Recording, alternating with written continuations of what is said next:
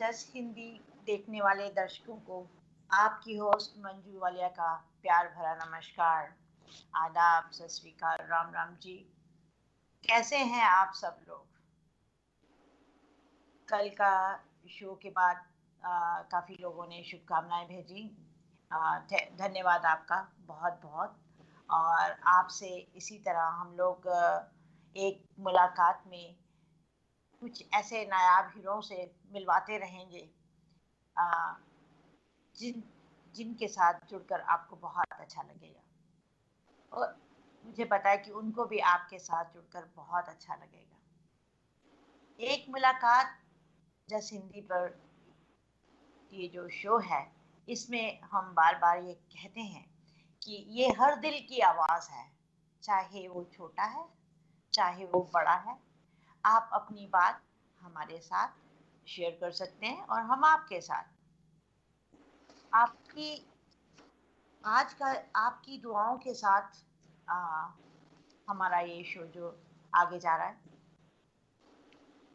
आज एक बहुत ही प्यारा शो, एवरी शुक्रवार को जुम्मे के दिन हम लोग एक ऐसा शो लेके आ रहे हैं, शोखियां, जिसका नाम हमने रखा हुआ है शोखियां।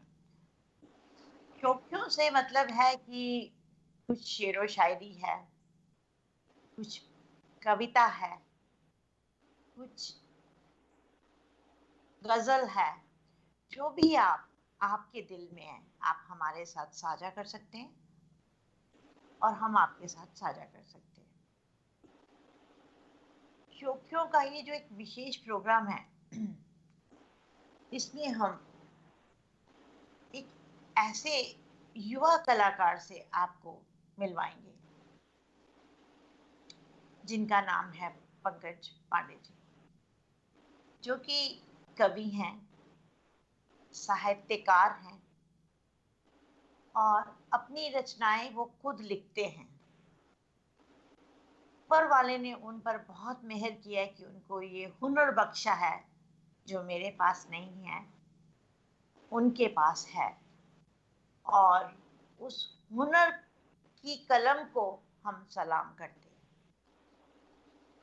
आइए आज इन कवि से, जो कि एक बहुत युवा कलाकार हैं और कवि हैं, पिता हैं और बेटा है, भाई हैं, हम आई एम श्योर आपके बंधु भी हैं वो।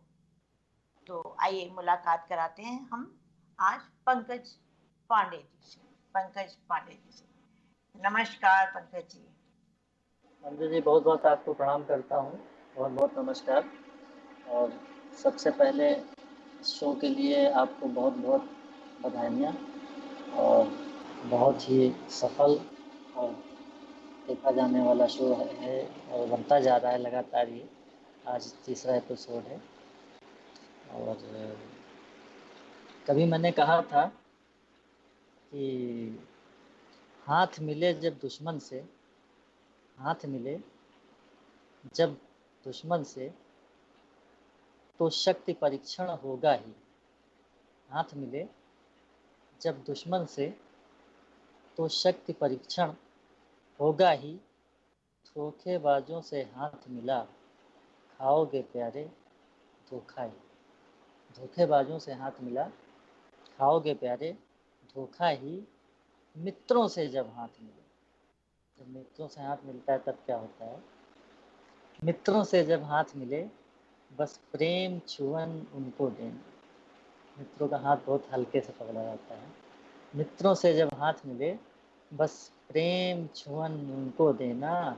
और जब दोनों हाथ जुड़े एक संग, जब दोनों हाथ जुड़े एक संग, उस नमस्कार का क्या कहना। तो आपके माध्यम से आपको और जस टीवी के सभी दर्शकों को मैं बहुत नमस्कार करता हूँ, प्रणाम करता हूँ और सबको बहुत बहुत शुभकामनाएं देता हूँ। जस टीवी की पूरी टीम को आप बहुत अच्छा पुनीत काम कर रहे हैं कि आपके इस कार्यक्रम से हिंदी भाषा को भी बहुत संवर्धन हो रहा है, उसको ताकत मिल रही है, बल मिल रहा है। और हिंदी और पंजाबी तो दोनों सखियां हैं और हिंदी पंजाबी इसी तरह से आगे बढ़ती रहें और आपका कार्यक्रम इसी तरह चलता रहे। जो आज आज मित्र की बात जी कही पंकज जी, जी जी तो एक बात मित्रता के नाम पर आपसे कहना चाहती हूँ। मुझसे जी तो जी एक दोस्त नहीं बदला जाता, जी चाहे लाख दूरी होने पर। मुझसे जी तो एक दोस्त नहीं बदला जाता, चाहे लाख दूरी होने पर। लोग तो भगवान बदल देते हैं जब एक मुराद न पूरी होने पर। आपकी बहुत बहुत दुनिया बहुत नजदीक है हमारे, और आप हमारे मित्र हैं, और आपकी मित्रता पर हमें फख्र है। आज अब हमसे पूछते हैं, आप अपने बारे में कुछ बताइए पंकज जी। जी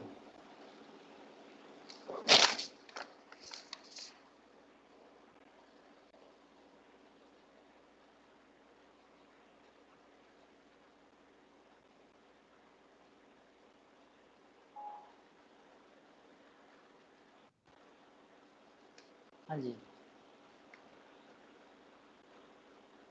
पंकज जी इंडिया से हैं? जी जी जी मैं इंडिया से हूँ। और सबसे पहले मैं क्षमा चाहूँगा, थोड़ी सी प्रॉब्लम आ गई थी।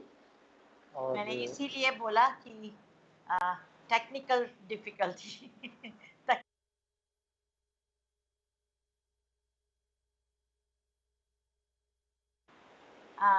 पंकज जी मंजू जी मैं इंडिया से हूँ। और जैसा कि अभी आपने कहा, हमारे जीवन में मित्रों का तो बहुत महत्व है। और मुझे लगता है कि ये जीवन में माता पिता के बाद जो एक बड़ा रिश्ता होता है वो मित्रता का ही होता है। और इस इस रिश्ते में सबसे ख़ास बात ये होती है कि ये रिश्ता हम खुद बनाते हैं, हम स्वयं बनाते हैं। इस रिश्ते को हम भगवान के पास से लेके नहीं आते, और ना ही कोई हमें ये रिश्ता देता है। ये हम खुद चुनते हैं। मित्रता का रिश्ता हम स्वयं चुनते हैं। ये हमें ईश्वर की ब्लेसिंग होती है, ईश्वर की कृपा होती है हमारे ऊपर।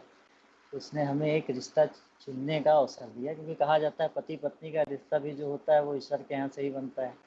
जी। लेकिन मित्रता का रिश्ता कहाँ बनता है, इस संबंध में कुछ नहीं कहा गया। तो ये तय है कि मित्रता का रिश्ता जो होता है वो हम ही बनाते हैं। और अभी मैंने नमस्कार पर बात किया, जी। तो आजकल तो कोरोना काल चल रहा है, तो इस तरह से नमस्कार की महिमा और भी बढ़ जाती है। और मैं अपने बारे में कुछ संक्षेप में बताता हूँ। मैं उत्तर प्रदेश के फतेहपुर ज़िले से हूँ। जी। और मेरे पिताजी डॉक्टर चंद्र कुमार पांडे जी भी लिखते हैं।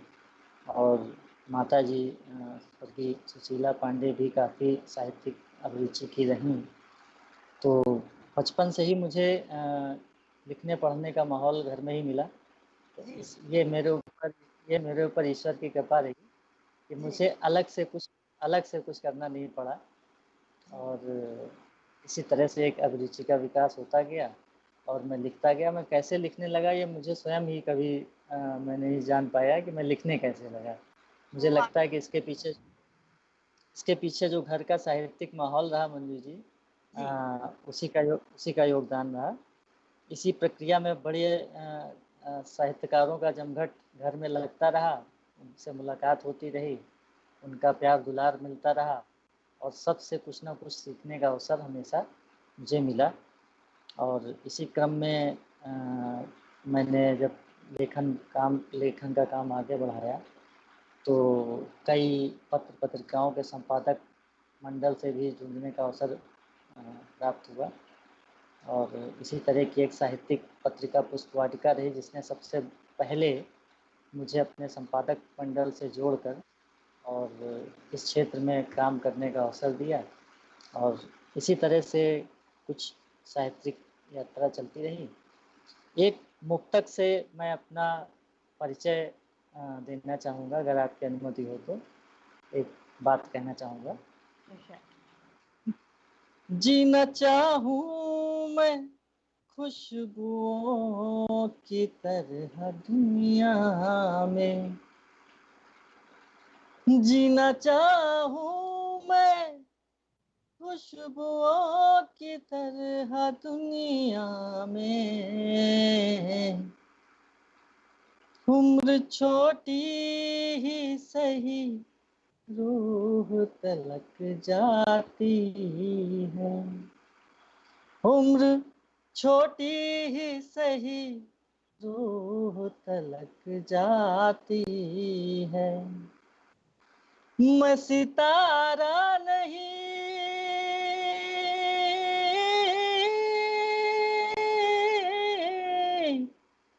मैं सितारा नहीं, मुझको दिया ही रहना है। मैं सितारा नहीं, मुझको दिया ही रहना है। झोपड़ी तक दिए की रोशनी ही जाती है, झोपड़ी तक दिए की रोशनी ही जाती है। इस तरह से मंजू जी मैं एक सितारे के सामने दिए को ज़्यादा महत्व देता हूँ, और मेरा मानना है कि सूरज की रोशनी वहाँ नहीं पहुँच पाती जहाँ तक एक दिए की रोशनी जाती है। दिया टिमटिमाता हुआ अपना प्रकाश एक ऐसी जगह में भी पहुँचा सकता है जहाँ पर सूरज अपना प्रकाश नहीं पहुँचाता, पहुँचाने में सफल नहीं होता है।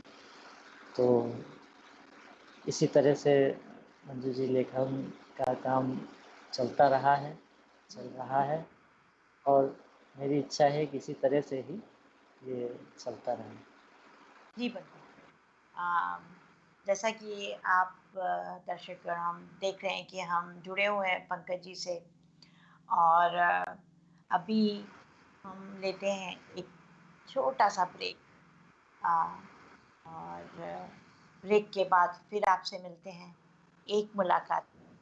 आज आपकी मुलाकात हो रही है पंकज पांडे जी से, जो कि एक कवि हैं, साहित्यकार हैं। तो मिलते हैं ब्रेक के बाद।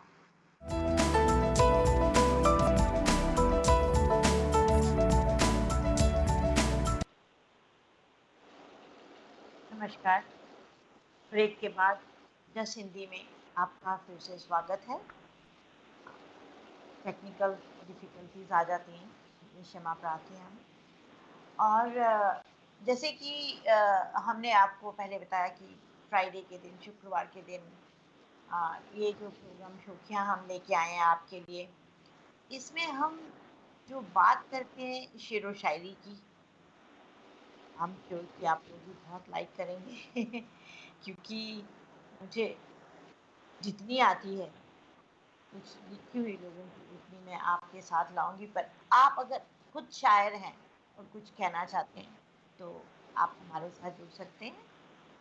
और पंकज जी आज जो जो शो है हमारा, जिसे बड़े बड़े लोग हैं, पोएट हैं, साहित्यकार हैं, शेरो शायरी में हैं, उर्दू ज़बान में भी बहुत हैं।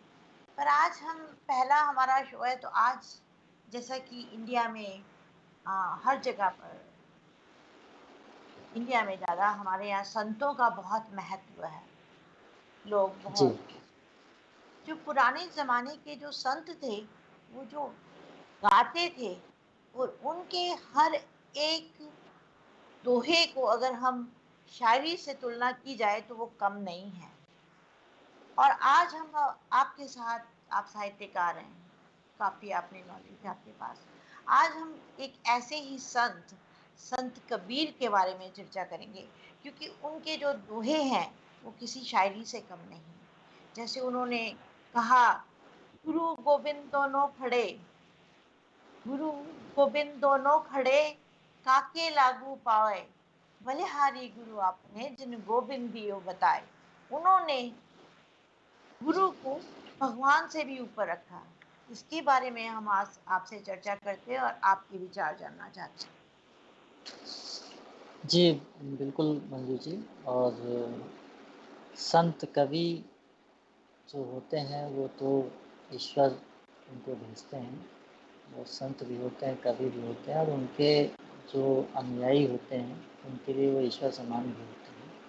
और जो उनके अनुयायी नहीं भी हैं तो उन्होंने जो कहा है उनको उनको अगर वो मानते हैं, सुनते हैं, समझते हैं, तो ये भी उनको एक तरह से ईश्वरत्व की प्राप्ति करवाता है। और जैसा कि आपने भी कहा कि उनके एक एक दोहे पूरी पूरी शायरी के समान होते हैं। तो बिल्कुल सही कहा आपने। कबीर के दोहों को तो वैसे भी गागर में सागर कहा गया है। और संत कवि कबीर पर एक क्षण कभी मैंने कहा था, तो उससे मैं शुरुआत करता हूँ।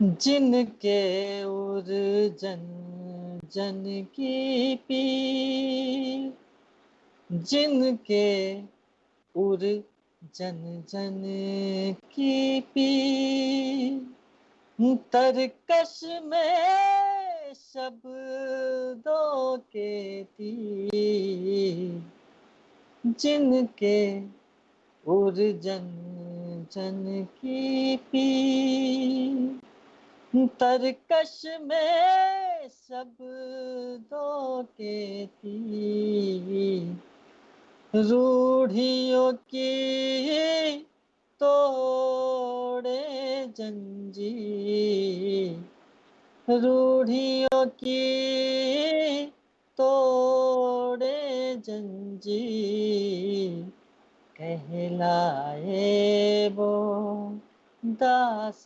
कबीर, कहलाए वो दास कबीर।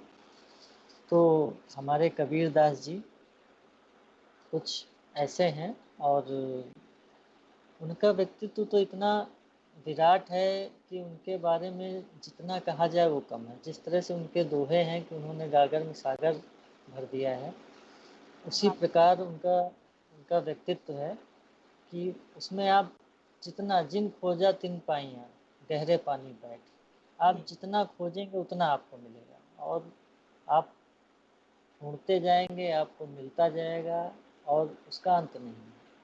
वो एक तरह की ईश्वर की कृपा है। और संत कबीर तो एक संत कवि ही नहीं, एक महान दार्शनिक और युग दृष्टा के रूप में भी जाने जाते हैं। और इनके अगर जन्म की बात मैं करूं तो इनके जन्म के संबंध में कई मत हैं मंजू जी। और विद्वानों जी जी साथ श्रोता जो हमसे जुड़ना चाहते हैं, जी जी चलिए आप बंद हो गया, आप बात कीजिए। जी, तो मैं ये कह रहा था कि इनके जन्म के संबंध में कई मत हैं। एक बड़ा वर्ग है मंजू जी जो संत कवि कबीर को संत कवि से ज़्यादा अपना अगुवा मानता है। वो उन्हें ईश्वर के रूप में मानता है, वो उनका अनुयायी है जी। और एक एक बड़ा वर्ग है जो उन्हें समाज सुधारक मानता है जी। और एक दूसरा बड़ा वर्ग है जो यद्यपि उन्हें न तो ईश्वर मानता है न उन्हें समाज सुधारक मानता है, लेकिन ये मानता है कि वो एक बड़े संत थे, वो एक बड़े कवि थे और उन्होंने जो भी कहा उसको वर्ग स्वीकारे अथवा न स्वीकारे, लेकिन उनकी निंदा नहीं करता, वो उनकी प्रशंसा करता है। वो ये कहता है कि जो उन्होंने कहा वो मान्य है, वो अच्छा है और वो ऐसा है जो हमें सुनना चाहिए। हम भले ही ना माने लेकिन हमें सुनना चाहिए। और बड़ा बहुसंख्यक वर्ग जो है वो सुनता भी है, मानता भी है, उसमें कोई दो राय नहीं है। तो इनके जन्म के संबंध में कई मत हैं और काफ़ी मत भिन्नता भी है। तमाम लोगों का की अलग-अलग राय है, लेकिन एक सर्वमान्य मत ये है कि इनका जन्म काशी में हुआ काशी के पास एक लहर तारा नाम की जगह है, वहाँ पे कबीरदास जी का जन्म हुआ। और कबीरदास जी ने इस संबंध में स्वयं साक्ष्य दिया है। एक बार एक जगह वो स्वयं कहते हैं कि हम काशी में प्रकट भये, रामानंद चिताए। तो इस तरह से कबीरदास स्वयं बताते हैं कि मेरा जन्म जो है वो काशी में जन्म हुआ और रामानंद चिताए, मतलब रामानंद ने मुझे इस संबंध में ज्ञान दिया, या रामानंद ने मुझे बताया कि तुम्हारा जन्म काशी में ही हुआ, तुम काशी के ही हो। और संत कबीर के संबंध में जो उनके अनुयायी हैं, जिन्हें कबीर पंथी कहा जाता है, जो उन्हें ईश्वर के रूप में पूजते हैं, जो ये नहीं मानते कि ये जन्मे थे। एक बड़ा वर्ग ऐसा भी है जो उन्हें उनका जन्म लेना स्वीकार नहीं करता है। उनका मानना ये है कि लहर तारा नाम का जो एक गांव है वाराणसी के पास, काशी के पास, वहाँ पर एक तालाब है। उसी तालाब के नाम पर वास्तव में लहर तारा, गांव का नाम लहर तारा पड़ा, उस तालाब का नाम ही लहर तारा है। तो उस वर्ग का मानना है कि कबीरदास जी का जन्म उस तालाब के कमल के पुष्प के ऊपर एक बालक के रूप में हुआ, वहाँ पर वो अवतरित हुए। वो एक तरह से इनको अवतार मानते हैं, जबकि कबीर ने अवतारवाद का हमेशा विरोध किया। कबीर ने अवतारों को नहीं माना, कबीर ने केवल राम को माना।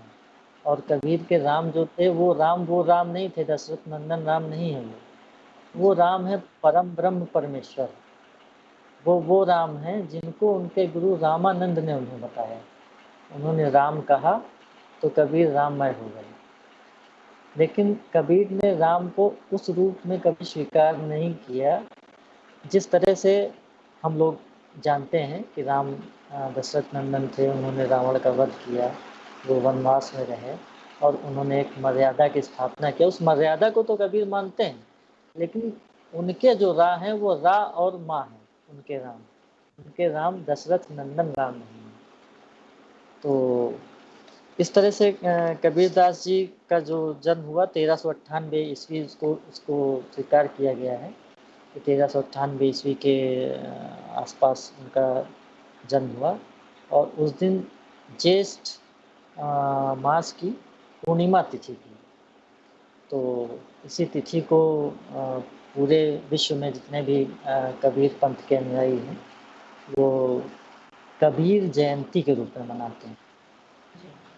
कबीरदास जी का कबीर जयंती मनाते हैं। और इस चीज़ को आचार्य रामचंद्र शुक्ल जी ने भी स्वीकार किया है। और कबीरदास जी को भगत कबीर भी कहा गया। संत कबीर तो थे ही, उनको भगत भी कहा गया। वो संत से ज़्यादा भक्त अपने आप को कहलाना पसंद करते थे। और कबीर ने जो काव्य रचना की उसमें एक नए वाद आप को जानकारी होगी कि हिंदी साहित्य में तमाम प्रकार के वाद चले, छायावाद, उत्तर छायावाद। इस तरह से कबीर दास जी को रहस्यवादी कवि माना जाता है, रहस्यवाद का प्रवर्तक इन्हें कहा जाता है। और भक्ति काल में जितने भी आंदोलन चले उन सभी आंदोलनों में कबीर की एक गहरी छाप रही। कबीर की जो एक अलग विचारधारा थी, निर्गुण भक्ति वाली। कबीर ने जिस तरह से अपनी विचारधारा को आगे बढ़ाया वो एक निर्गुण विचारधारा, निर्गुण ज्ञानाश्रयी। एक तरफ वो परम ब्रह्म ईश्वर को भी स्वीकार करते हैं, दूसरी तरफ वो परम ब्रह्म ईश्वर को साकार रूप में स्वीकार नहीं करते हैं, निराकार रूप में स्वीकार करते हैं। और दूसरी तरफ वो परम ब्रह्म ईश्वर को साकार रूप में इस तरह से स्वीकार करते हैं कि उनका मानना है कि वो प्रत्येक व्यक्ति में कण कण में विराजमान जी। हम कबीर जी के ऊपर फिर बात करते हैं। एक छोटा सा लेते हैं ब्रेक, और ब्रेक के बाद आपसे फिर मिलते हैं। आप लोग कहीं जाइएगा नहीं, आप जैसे देख रहे हैं जस हिंदी पर एक मुलाकात में आज हमारे साथ जुड़े हुए हैं पंकज पांडे जी, और आपसे मिलते हैं एक छोटे से ब्रेक के बाद। ब्रेक के बाद जस हिंदी में आपका स्वागत है। जैसे कि आप देख रहे हैं जस हिंदी के इस चैनल में एक मुलाकात हम करा रहे हैं पंकज पांडे जी से, जो कि एक साहित्यकार हैं, कवि हैं, और ये इनको विरासत में मिली है। इनके माताजी पिताजी दोनों ही साहित्यकार थे, लिखते थे, तो बहुत खुशनसीब हैं कि विरासत में इनको साहित्य मिला। और अभी हम चर्चा कर रहे थे संत कबीर जी के ऊपर। हमारा शो किया, ये पहला शो है इसमें हम शेर व शायरी के साथ आएंगे, पर हमने सोचा कि सबसे पहले हम संत कबीर जी और जो पुराने के दोहे अगर हम सोचें तो वो किसी शायरी से कम नहीं है, और उनके दोहों के अंदर एक ऐसी आवाज उठती थी जो रूढ़ीवादी के अगेंस्ट थी, वो बुत परस्ती के अगेंस्ट थे, वो इतना सामाजिक दायरों के अंदर रहकर वो इतना काम करते थे कि वो बताते थे लोगों को। जैसे उनका एक दोहा है जिसमें वो बोलते हैं कि पोथी पढ़ पढ़ जग भया, पंडित भया न कोई। पोथी पढ़ पढ़ जग भया, पंडित भया न कोई। 2.5 अक्षर प्रेम के, पढ़े सो पंडित होए। जी हाँ, 2.5 अक्षर प्रेम के। एक कॉलर है, हम उनसे बात करते हैं। पंकज जी आपसे फिर बोलते हैं। हेलो जी हेलो जी। हाँ मंजू जी नमस्कार। नमस्कार, आप कहाँ से बोल रहे हैं? मैं इंडिया कानपुर से हूँ जी। डिस्ट्रिक्ट कानपुर से, इंडिया से। आपका नाम? शशांक पांडे बोल रहा हूँ। नमस्कार पांडे जी। शशांक पांडे बोल रहा हूँ जी मंजू जी। नमस्कार। सबसे पहले तो आपको और आपके शो को ढेरों ढेरों बधाई मेरी ओर से। धन्यवाद। बहुत अच्छा शो चल रहा है आपका जी। और पिछला एपिसोड भी मैंने आपका देखा, कल वाला डॉक्टर रुचि का। जी। बहुत ही अच्छा रहा, बड़ी काफी जानकारी उन्होंने ज्ञानवर्धक दी। जी शुक्रिया। और आज का जो शो आपका चल रहा है जी, इसमें जो आपके अतिथि हैं, मेहमान जी, बहुत अच्छा साहित्य के विषय में बता रहे हैं। जी। मैं चाहूंगा कि मेरी उनसे यह अपेक्षा है कि संत कबीर जी का कोई सामायिक दोहा या कोई उनकी कविता उससे अगर थोड़ा सा नवाजे तो मेरे लिए बड़ी खुशी की बात होगी। बहुत बहुत शुक्रिया, आपका मैसेज उनके पास पहुंच गया। तो आप जी। मैं पंकज जी से दरख्वास्त करती हूँ कि वो आपका जो भी आपकी इच्छा है वो अभी पूरी कर देते हैं। धन्यवाद आपका हमारे साथ जुड़ने के लिए। Thank you Pankaj ji. जी मंजू जी, जी बहुत बहुत अच्छी बात उन्होंने शो के बारे में कही, बहुत अच्छा लगा सुन के। और सबसे अच्छी बात यह है कि हमारे नियमित दर्शक हैं। तो कबीर दास जी का एक दोहा मैं उनके लिए प्रस्तुत कर रहा हूँ। और सामयिक कबीर दास के दोहे, जहाँ तक सामयिक होने की बात, उन्होंने कहा कोई सामयिक दोहा उनका सुना है या सामयिक रचना उनकी सुना है। तो कबीर दास एक ऐसे कवि हैं जिनकी सारी रचनाएं सभी सामयिक होती हैं। कोई ऐसी रचना है ही नहीं जो समसामयिक न हो जाती है। तो और अपने गुरु से उनका बड़ा अच्छा गहरा नाता रहा। तो गुरु के संबंध में उन्होंने एक दोहा कहा, वो मैं सुनाता हूँ। कुमति कीच चेला भरा, कुमति कीच चेला भरा, गुरु ज्ञान जल हो। कुमति कीच चेला भरा, गुरु ज्ञान जल हो। जन्म जन्म का मोर जा, जन्म जन्म का मोर्चा पल में डारे धो। तो हमारे कबीर दास जी जो हैं उन्होंने कुछ ऐसा कहा ही नहीं जो कि सामयिक न हो। हमेशा ही उन्होंने जो कुछ भी कहा, जो भी दोहे कहे, जो भी उन्होंने चौपाइयाँ कहीं, रामायणी कहीं, जी वो हमेशा जो भी सोर्ठ है उन्होंने कहे, वो समसामयिक ही हैं और आशा करता हूँ कि हमारे जो अ, दर्शक अभी बात कर रहे थे, उन्हें आनंद आया होगा ये दोहा सुनकर। और हम लोग ब्रेक के पहले कबीरदास जी पर चर्चा कर रहे थे। जी तो अभी हम चर्चा करेंगे उनके ढाई अक्षर प्रेम के ऊपर, जो जी, कि जी, जी, जी। आजकल ढाई अक्षर प्रेम के इस भाग दौड़ की जिंदगी में बड़ी मुश्किल से मिलते हैं। आपका क्या ख्याल है? जी, जी। बिल्कुल, बिल्कुल, बिल्कुल सही कहा कि प्रेम पर कबीरदास जी ने प्रेम के ढाई अक्षर पर बहुत बड़ी बात कह दी जी कि ढाई अक्षर प्रेम के पढ़े से पंडित हुए भी आपने पढ़ा। जी तो एक एक बार इस दोहे को मैं भी पढ़ना चाहता हूँ, मेरी भी इच्छा है, अगर आप जरूर अनुमति दें। जरूर जरूर, इरशाद इरशाद। जी जी कहिए। जी। पोथी पढ़ी पढ़ी जग मुआ, पोथी पढ़ी पढ़ी जग मुआ,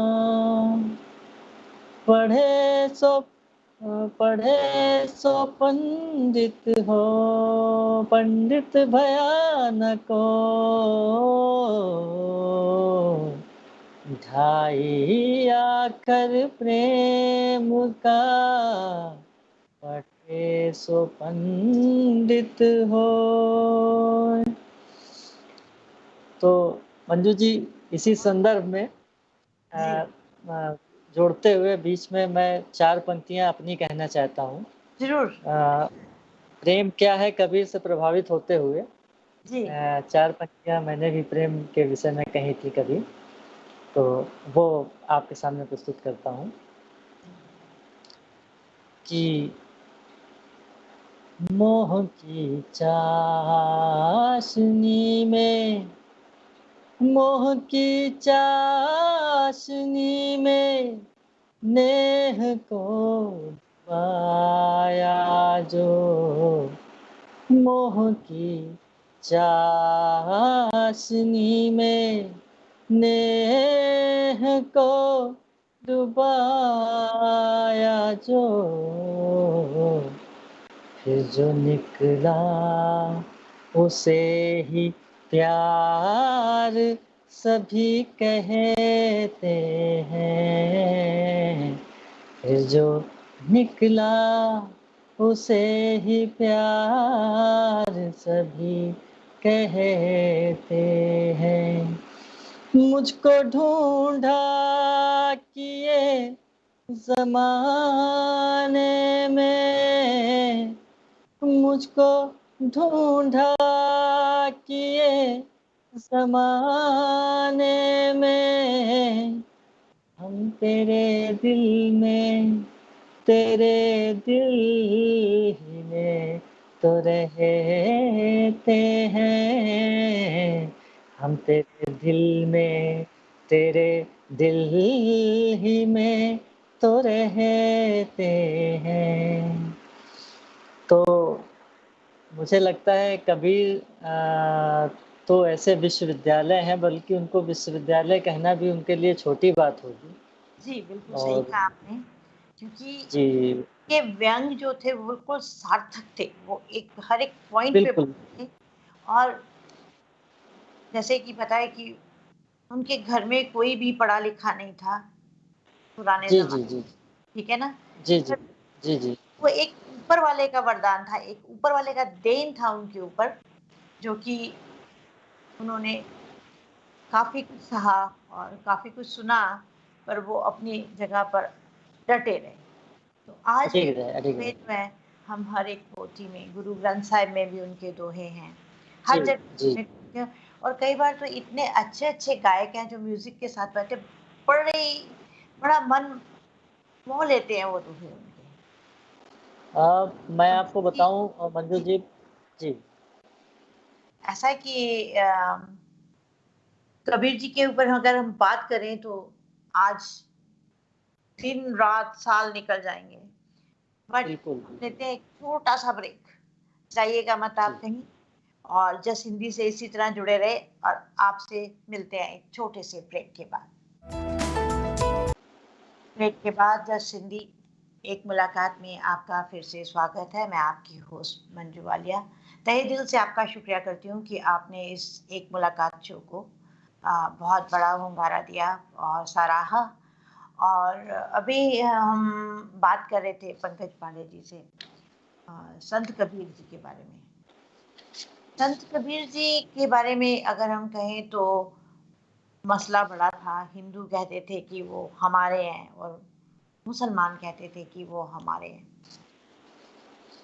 जबकि उन्होंने एक दोहे में कहा, हिंदू कहे मोहे राम प्यारा, हिंदू कहे मोहे राम प्यारा, तुर्क कहे रहमाना, आपस में दो लड़ मरम ना कोई जाना, मरम ना को जाना।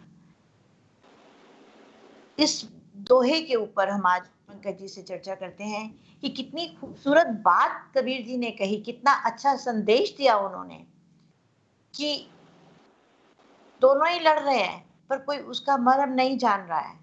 तो इसके बारे में हम थोड़ा गुफ्तगू करते हैं पंकज जी से।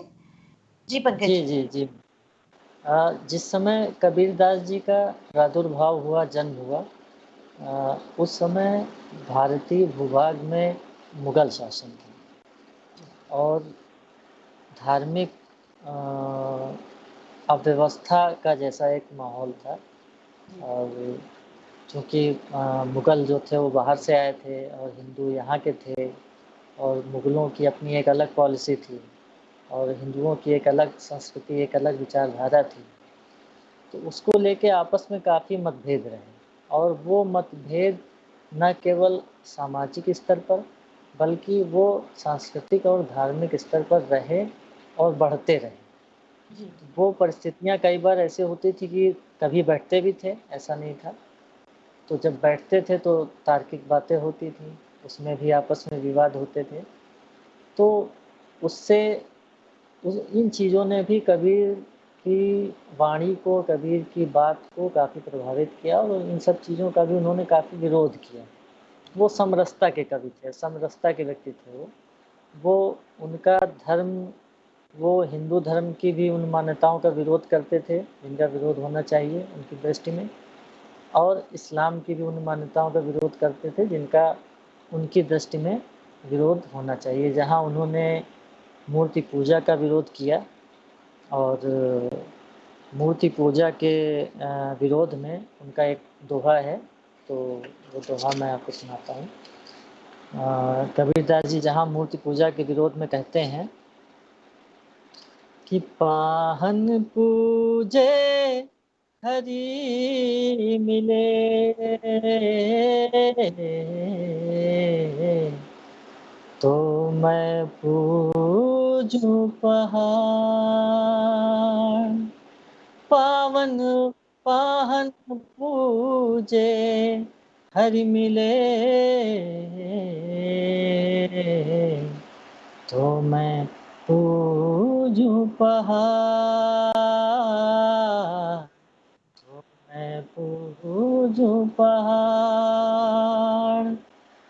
घर की चकिया कोई न पूजे, घर की चकिया कोई न पूजे, जाको पीस खाए संसार, पीसा खाए संसार।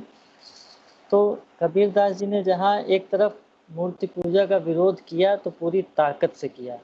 जी उन्होंने डरते डरते नहीं किया कि चार लोगों के बीच में वो बैठ के बोल देते कि नहीं मूर्ति पूजा ठीक नहीं है, ना करो।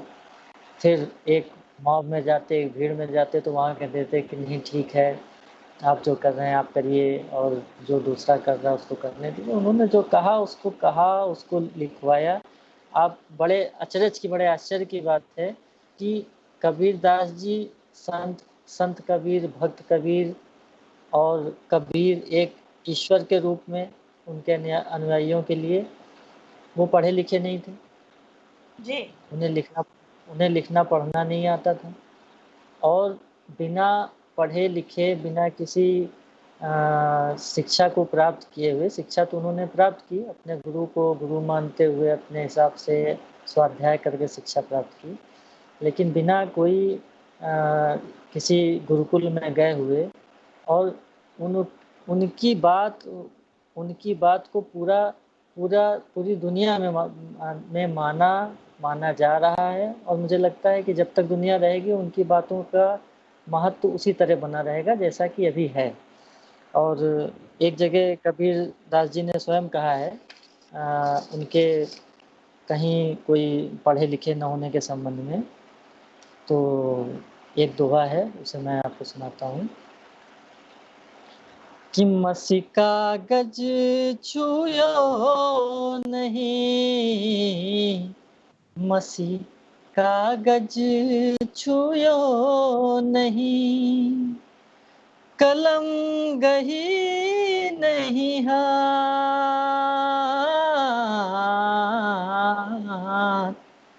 चारों जुग के महातम, कबीरा मुख ही जनाई बात। तो आप ये देखिए कि अब उनके महत्व की विराटता, उनके व्यक्तित्व की विराटता को आप यहाँ से परखिए कि एक ऐसा व्यक्ति जिसने कभी कागज कलम को हाथ से नहीं छुआ, वो स्वयं इस चीज को बता रहे हैं। और ये उनकी ईमानदारी भी देखिए। और जी कोई होता तो इन चीज़ों को छुपा जाता कि आज से 100 साल 200 साल बाद जब मुझे लोग पढ़ेंगे तो किसी को क्या पता चलेगा कि मैं पढ़ा जी लिखा था कि नहीं।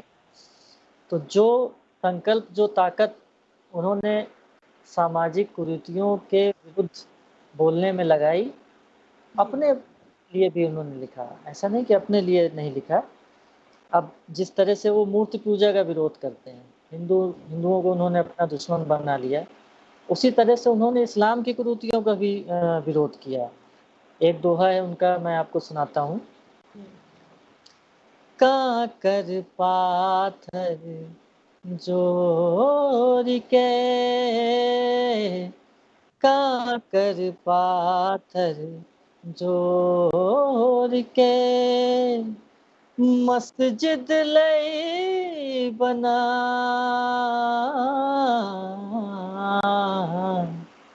काकर पाथर जोर के, मस्जिद लई बना,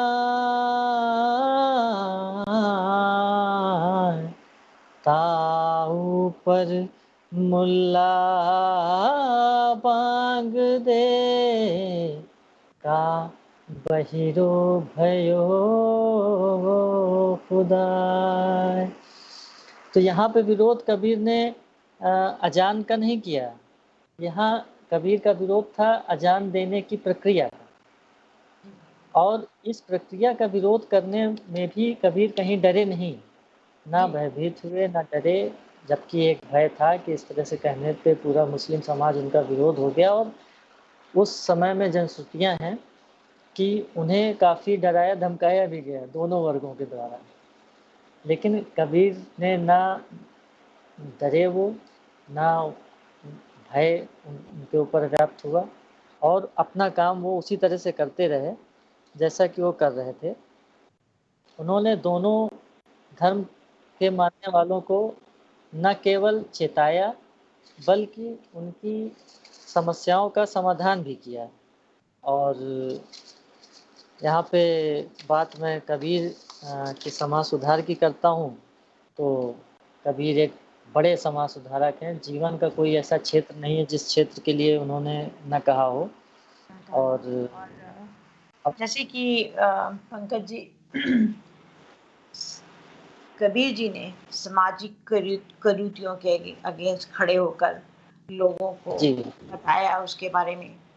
कुछ उनसे नाराज हुए, कुछ जी उनके साथ चले और आखिरी दम तक उनके मरने के बाद भी कितनी बातें थी।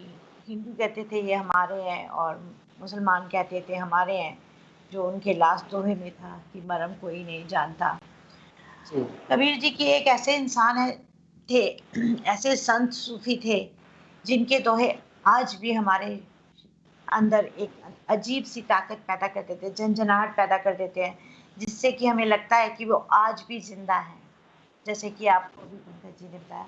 पंकज जी कहते हैं कि मैं हर शख्स से ये कहती हूँ कि समय बहुत बलवान है, और जी जो इंसान आपको अपना समय देता है और वो आपके लिए बहुत ही आपका अच्छा दोस्त है।